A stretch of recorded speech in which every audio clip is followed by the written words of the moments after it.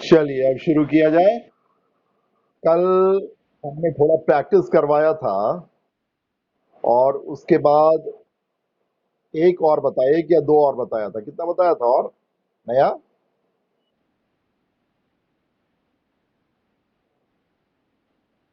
किसका? एमंग, एमिड और एमिड्स का? कहाँ तक लिखवाए थे? पढ़िए तो कोई कोई एक आदमी पढ़िए।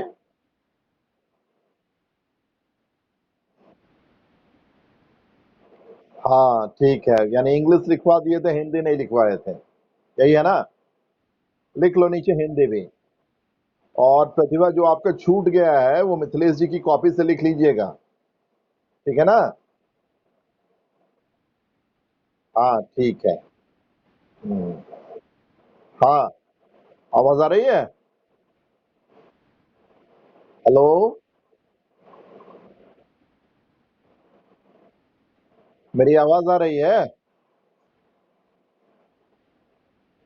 उनकी आवाज आ रही है लेकिन हमारी आवाज नहीं जा रही है उनके पास। चलिए ठीक है, लिखिए नीचे। हिंदी लिखिए। एमोंग का प्रयोग। लिखिए। एमोंग का प्रयोग काउंटेबल नाउन के पहले होता है। काउंटेबल नाउन यानी जिसकी गिनती। एमोंग का प्रयोग, बोल तो रहा हूं तीसरी बार, एमोंग का प्रयोग काउंटेबल नाउन के पहले होता है। एमोंग का प्रयोग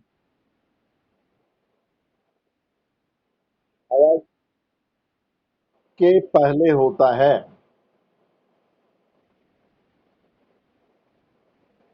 ठीक है? एमोंग का प्रयोग काउंटेबल नाउन के पहले होता है।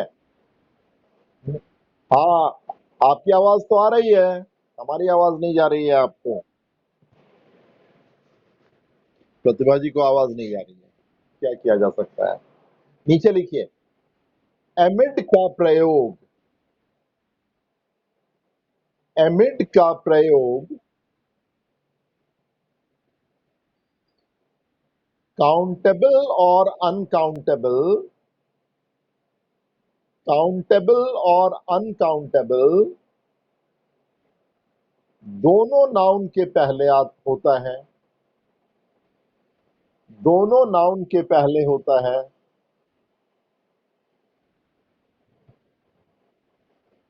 ठीक है ना? पहला आपने क्या लिखा? एमंग का प्रयोग काउंटेबल नाउन के पहले होता है। फिर नीचे उसके आपने लिखा एमिड का प्रयोग काउंटेबल और अनकाउंटेबल दोनों नाउन के पहले होता है। नीचे फिर लिखिए तीसरे लाइन में, एमिड और एमिड्स में कोई अंतर नहीं है। एमिड और एमिड्स में कोई अंतर नहीं है।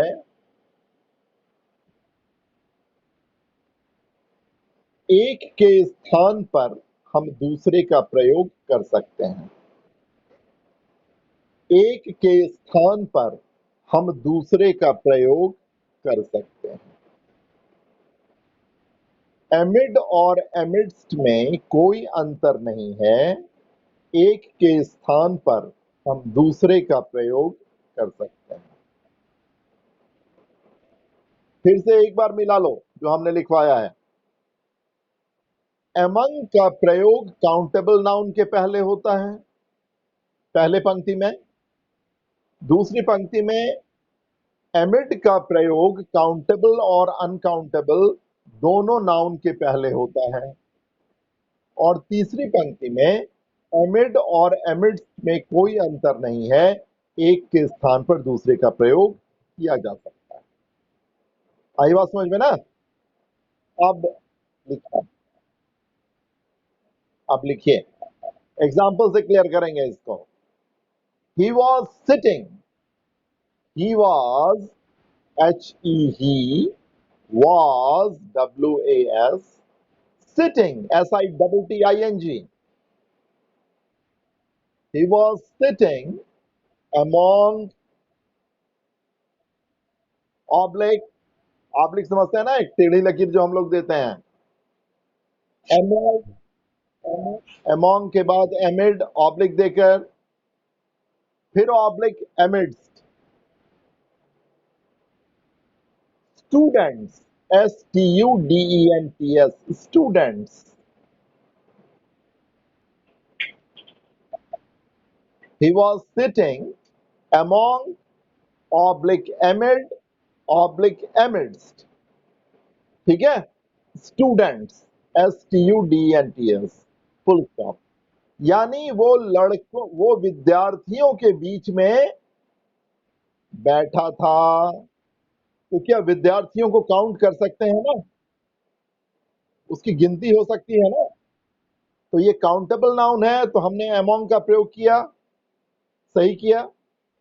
एमिड का प्रयोग काउंटेबल और अनकाउंटेबल दोनों नाउन के पहले होता है, तो हमने एमिड का प्रयोग किया, ये भी सही किया।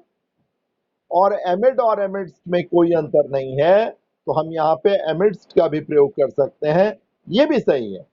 यानी तीनों प्रीपोजिशन में से किसी का भी प्रयोग काउंटेबल नाउन के पहले हो सकता है, अगर हमें के बीच बताना हो तो। आई बात समझ में?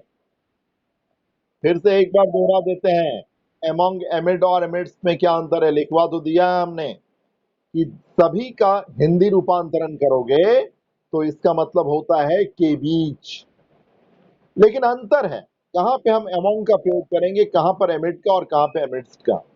एमंग का प्रयोग काउंटेबल नाउन के पहले होता है, एमिड का प्रयोग काउंटेबल और अनकाउंटेबल दोनों नाउन के पहले होता है, जबकि एमिड्स का प्रयोग एमिड के स्थान पर किया जा सकता है, एक का प्रयोग दूसरे के स्थान पे करता है। और एग्जाम्पल से ही मैंने बता दिया कि he was sitting among oblique एमिड oblique amidst students. अब दूसरा एग्जाम्पल लिखो, लिखिए, ही वॉज सिटिंग, SITTING, हाँ, he was sitting, SITTING, एमिड oblique amidst, यहां पर अमंग का प्रयोग नहीं करेंगे, एमिड oblique amidst, shrubs, SHRUBS, SHRUBS, shrub किसे कहते हैं मालूम है? shrub नहीं मालूम। shrub कहते हैं झाड़ियों को। झाड़ी समझते हो ना, झाड़ी झाड़ी, झाड़ झंखाड़ नहीं रहता है, झाड़ी समझते हो ना, जंगल।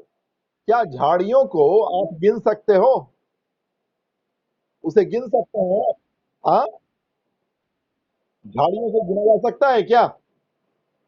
नहीं ना, ये अनकाउंटेबल नाउन है, यहां पे हम अमोंग का प्रयोग नहीं करेंगे, यहां पे एमिड या एमिड्स का ही प्रयोग करेंगे, क्योंकि अमोंग का प्रयोग काउंटेबल नाउन के पहले होता है, एमिड का प्रयोग काउंटेबल और अनकाउंटेबल नाउन दोनों के पहले होता है, और एमिड और एमिड्स में कोई अंतर नहीं है, एक के स्थान पर दूसरे का प्रयोग हम कर सकते हैं। तो ये जो बातें मैंने कही, ये दोनों एग्जाम्पल उसको पूरा कर रहा है ना।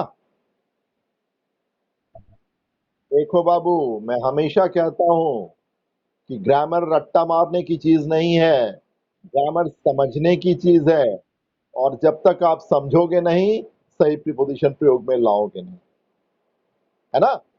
जो थोड़ा सा मैंने बताया है, मैंने कोशिश की है कि सटीक आपके दिमाग में बैठाएं उस चीज को, क्योंकि जब आपकी बारी आए तो आप सही प्रीपोजिशन चूज कर पाओ, ठीक है।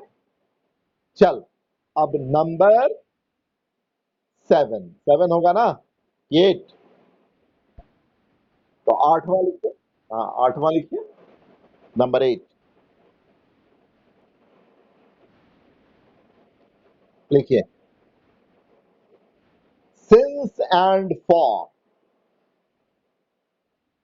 since, SINCE, since,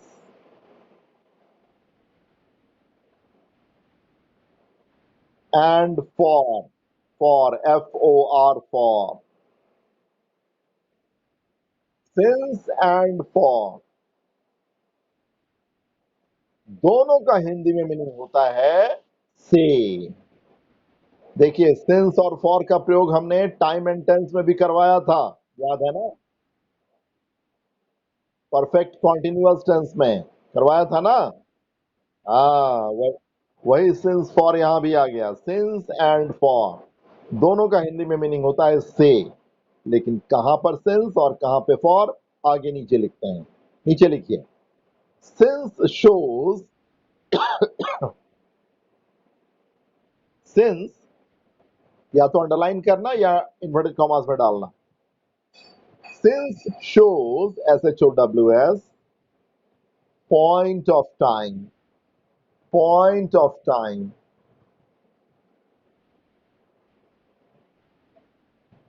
since shows point of time, नीचे हिंदी भी लिख लो। सिंस समय बिंदु को दर्शाता है, सिंस समय बिंदु को दर्शाता है। SINCE, सिंस समय बिंदु को दर्शाता है। लिख लिए? अब नीचे लिखिए, फॉर शोज, फॉर को भी अंडरलाइन कीजिएगा या इन्वर्टेड कॉमास में डालिएगा। For shows period of time, period of time, PERIOD, period of time. नीचे हिंदी लिख लो, फॉर समय की अवधि को दर्शाता है, फॉर समय की अवधि को दर्शाता है।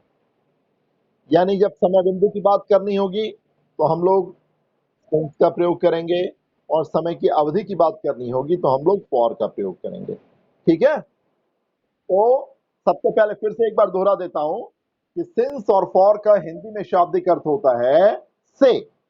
समझ रहे हैं? से। हाँ, अगर पॉइंट ऑफ टाइम की बात करते हैं, समय बिंदु की बात हमें करना है, तो हम सिंस का प्रयोग करेंगे, और अगर समय की अवधि की बात करनी होगी तो हम लोग फॉर का प्रयोग करेंगे। आइए फॉर का, हाँ, FOR, फॉर। अब नीचे एग्जाम्पल से भी इसको देख लेते हैं। ठीक है ना? लिखो, he has been, he has been, he has, HAS, he has been waiting, WAITING,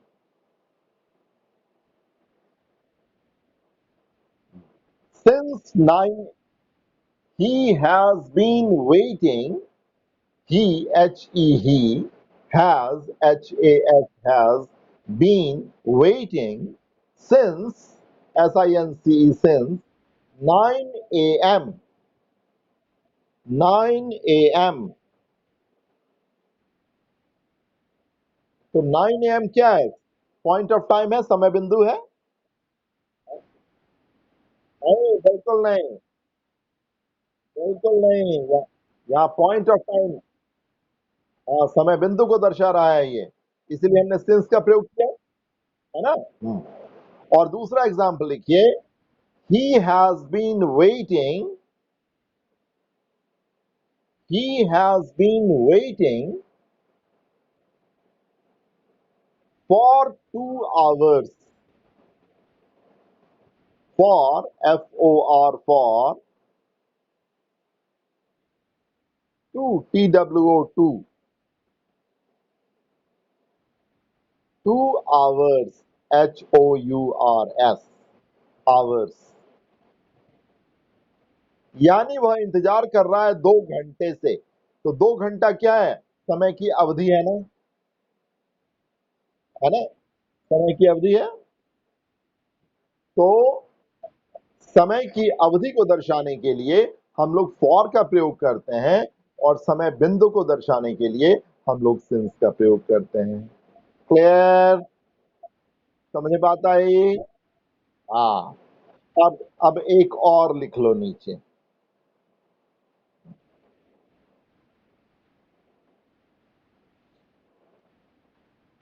during and for, during, D-U-R-I-N-G, during, D-U-R-I-N-G, during, and for,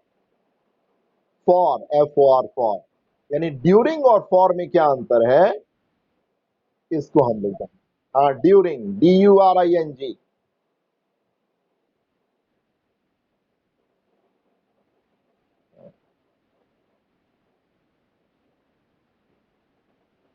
नीचे लिखिए। हाँ, हेलो, आवाज आ रही है? हाँ, during, D-U-R-I-N-G, during, and for, दोनों का मतलब दोनों समय की अवधि को दर्शाता है। नीचे लिखिए। ड्यूरिंग एंड फॉर, ड्यूरिंग का हिंदी रूपांतरण होता है के दौरान, के दौरान, और फॉर का हिंदी रूपांतरण होता है ना, से यहां पे नहीं होगा, यहां पे होगा, यहां भी अवधि को दर्शाने के लिए के दौरान। ठीक है ना? अब देखिए, नीचे लिखिए, during shows indefinite period of time. देखो, during shows indefinite period of time, during shows indefinite period of time।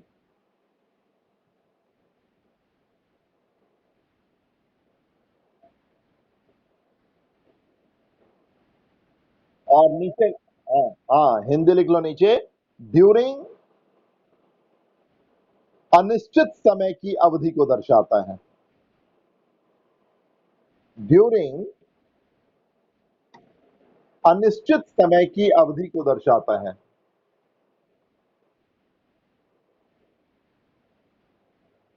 During अनिश्चित समय की अवधि को दर्शाता है। नीचे लिखिए, for shows definite period of time, for shows definite period of time,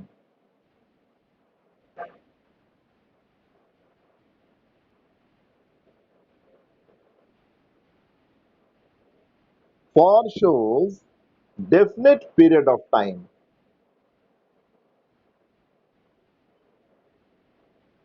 ठीक है ना? For show definite period of time. अब नीचे लिख लेना हिंदी में, फॉर निश्चित समय की अवधि को दर्शाता है।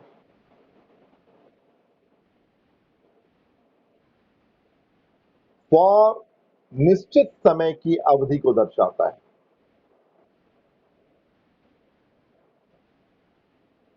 आप तीनों बच्चे जो हैं वो शास्त्रीय प्रथम वर्ष के हैं ना? हाँ, तो आप तृतीय खंड के हैं, विशुद्धमा का? आप तृतीय खंड, अच्छा ठीक है, फर्स्ट ईयर, हाँ ठीक है, कोई बात नहीं। तो लिख लिया। अब एग्जाम्पल से देखेंगे इस चीज को, है ना? लिखिए, एग्जाम्पल लिखिए, he has gone home,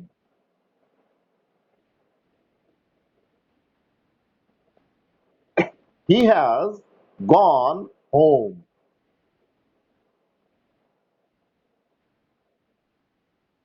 gone home, HOME, घर, he has gone home during Puja vacation, during, DURING, during Puja vacation, vacation, VACATION, VACATION, vacation.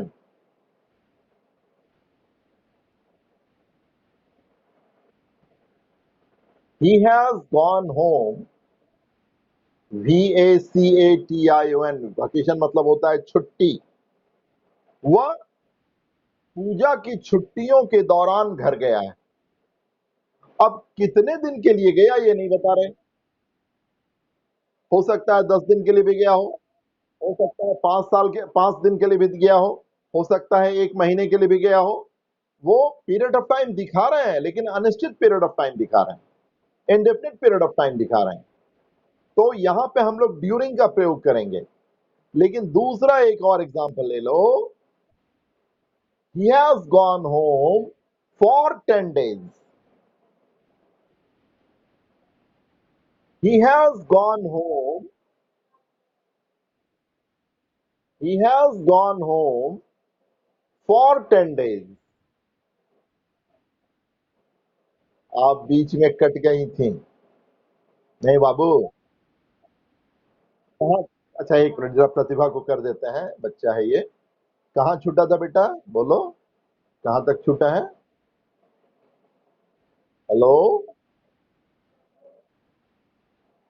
For और ड्यूरिंग एंड फॉर लिखे हो ना, उसके नीचे लिखो ड्यूरिंग अनिश्चित समय की अवधि को दर्शाता है। ड्यूरिंग अनिश्चित समय की अवधि को दर्शाता है। जबकि जबकि फॉर निश्चित समय की अवधि को दर्शाता है। जबकि for for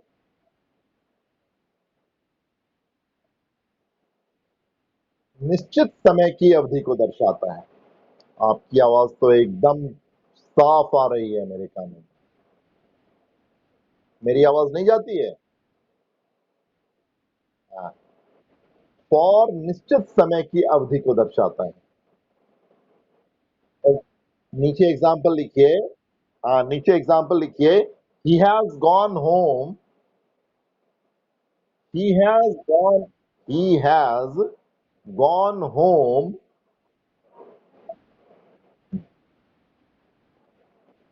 during Puja vacation. During DURING, Puja POO, Bharati नहीं इसको पूजा भारती सूझ रहा है। वेकेशन VACATION, अंग्रेजी लिख रही हो। पूजा वेकेशन VACATION। वेकेशन मतलब होता है छुट्टी, यानी वह पूजा की छुट्टियों के दौरान घर गया है। कितने दिन के लिए गया नहीं बता रहे, अनिश्चित समय की अवधि को दर्शा रहे हैं। नीचे एग्जाम्पल लिखो एक और। ही has gone home he has gone home for 10 days। he has gone home for 10 days, FOR, for 10 days। हाँ, तो वह 10 दिनों के लिए घर गया है। तो यहां भी क्या समय की अवधि दिखा रहे हैं, लेकिन निश्चित समय की अवधि दिखा रहे हैं ना। तो आप समझ गए कि कैसे स्थान में हम ड्यूरिंग का प्रयोग करेंगे और कैसे स्थान में फॉर का। कल बनवाएंगे बाबू आप लोगों से, केवल हम लिखवाएंगे नहीं। हाँ, हाँ। और आप भी समझिएगा प्रतिभा, और नहीं समझो तो जो तुम्हारा भतीजा है ना मिथिलेश, तो मिथिलेश जी आप अपनी बुआ को समझा दीजिएगा। समझ रहे हैं ना, क्या करोगे। अब बुआ क्या समझाएंगी आपको, आपको ही समझाना पड़ेगा बुआ जी को। लेकिन कोई बात नहीं, हाँ, पढ़ाई में सब एक होते हैं।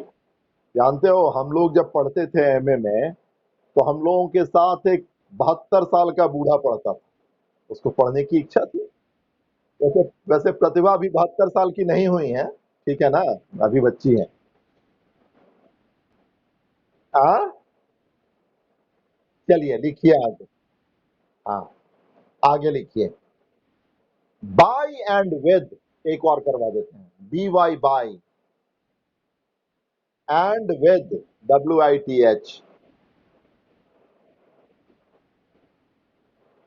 Bye and with. नीचे लिख लो, दोनों का हिंदी में मीनिंग होता है के द्वारा, के द्वारा।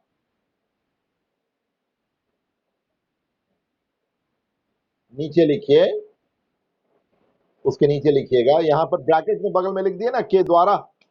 अब नीचे लिखो by shows agent, by, B Y by, इसको अंडरलाइन करना। By shows agent, AGENT।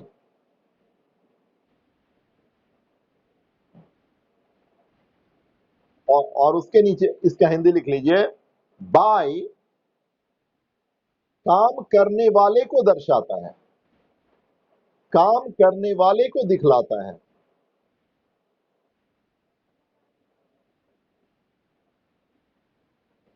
ना। और नीचे लिखो with, WITH, with, with, WITH, with. इसको विथ नहीं पढ़ते हैं, समझ रहे हो ना, इसको विद पढ़ते हैं, द थ नहीं,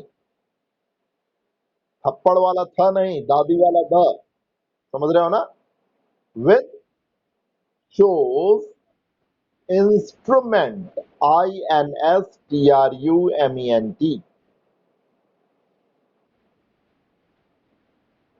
इंस्ट्रूमेंट। नीचे लिख लो, विद जो है वो संसाधन को दर्शाता है, या संसाधन नहीं लिखो, यंत्र को दर्शाता है। विद यंत्र को दर्शाता है, यंत्र, यंत्र, विद यंत्र को दर्शाता है। या के ऊपर अनुस्वार और त्र, यंत्र, यंत्र कोई होता है ना, जैसे मोबाइल यंत्र है, कुल्हाड़ी यंत्र है, कलम यंत्र है, हाँ, जिसको इंस्ट्रूमेंट हम कहते हैं। तो जब के द्वारा की आवश्यकता हो तो हम बाई का भी प्रयोग कर सकते हैं और विद का भी प्रयोग कर सकते हैं। लेकिन जब किसी काम करने वाले की जरूरत हो के द्वारा के लिए, तो हम लोग क्या करेंगे, हम लोग बाई का प्रयोग करेंगे। हाँ, और जब यंत्र की जरूरत हो तो हम लोग विद का प्रयोग करेंगे। एग्जाम्पल लीजिए, स्पष्ट हो जाएगा। देखिए, ही इज राइटिंग, न, the letter is written, the letter is written, the letter, THE, the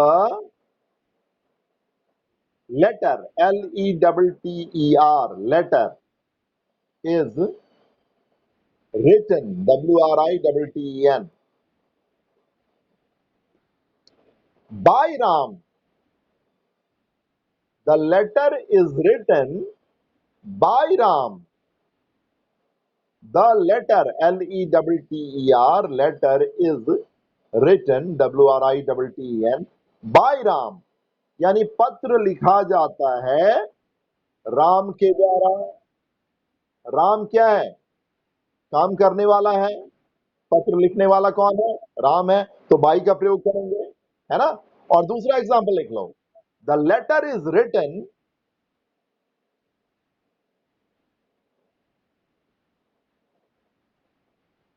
with a pen, written with a pen, WITH, with a pen. पत्र लिखा जाता है कलम के द्वारा, पत्र लिखा जाता है कलम, कलम के द्वारा, ठीक है ना। तो कलम क्या है, यंत्र है। दोनों में के द्वारा का प्रयोग है, के द्वारा का प्रयोग हम लोग किया है ना, कि पत्र लिखा जाता है राम के द्वारा और पत्र लिखा जाता है कलम के द्वारा। जब एजेंट की बात हो, जब काम करने वाले की बात हो, तो हम बाई का प्रयोग हमने किया है। और जब यंत्र की बात आती है तो हम लोग बाई का प्रयोग ना करके किसका प्रयोग कर रहे हैं, विद का प्रयोग कर रहे हैं, ठीक है ना। तो इस तरह से कुल मिलाकर 8 हम लोगों ने सीख लिया। सीखा या नहीं सीखा, डिस्टिंग्विश करके 8 सीखा ना। है? नहीं नहीं, 10 नहीं हुआ, 8 ही हुआ है अभी, 8 और 9 हो गया। चलो कोई बात नहीं, कल इन 9 से हम बनवाएंगे, जैसे कल बनवाए थे ना। हाँ, अभी और फिर से घर में पढ़िएगा, और अगर आपको दिक्कत हो समझने में तो आप कल उसको पहले पूछ लीजिएगा, समझ लीजिएगा एक बार, और तब हम बनवाएंगे। लेकिन कल 5 बनवाएंगे और फिर 3 4 5 और भी प्रीपोजिशन के बारे में आपको बताएंगे। अच्छा लग रहा है प्रीपोजिशन? सीख रहे हो? लगता है कुछ अच्छी नई चीज सीख रहे हैं, ठीक है ना? और इसका डे टू डे लाइफ में यूज करो, तब ये आपका अपना होगा। ठीक है, आज इतना ही रहने देते हैं, कल मिलते हैं फिर। ठीक है, प्रणाम प्रणाम, प्रणाम प्रणाम, खुश रहिए।